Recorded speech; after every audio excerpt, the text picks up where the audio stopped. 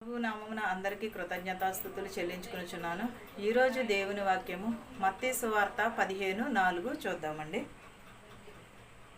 తల్లిదండ్రులను గణపరచమని తల్లినైనను తండ్రినైనను దూషించువాడు తప్పక మరణము పొందునని దేవుడు సెలవిచ్చుచున్నాడు. ఏంటండి, ఈ రోజుల్లో చాలామంది కూడా తల్లిదండ్రులను చూడట్లేదు. అత్తమామలను కూడా చాలామంది వారిని మరణము పొందునని దేవుడు చెప్పుచున్నాడు. తల్లినైనను తండ్రినైనను ఒకవేళ చూడని వాడు మరణము పొందునని చెప్పుచున్నాడు. చాలామంది కూడా నా భర్త తల్లిదండ్రులే కానీ నా తల్లిదండ్రులు కాదు కదా, వాళ్ళని నేనెందుకని చూడాలి అనుకునే స్వార్థంతో ఉన్నారు ఈరోజు. ఒకవేళ ఎవరి తల్లిదండ్రులైనా ఒకటే, వారిని ఎలా కన్నారో మనల్ని కూడా అలాగే కని ఉన్నారు కదా. మనం ఎప్పుడును కూడా మన తల్లిదండ్రులు అంతా నా భర్త తల్లిదండ్రులు అంతే అనుకుంటేనే మాత్రమే మనము ఈరోజు మనం వాళ్ళని చూసామనుకో, రేపొద్దున మన పిల్లలు మనల్ని చూస్తారు. తల్లినైనను తండ్రినైనను చూడని వాడు ఏమవును, మరణమునకు పాత్రుడు.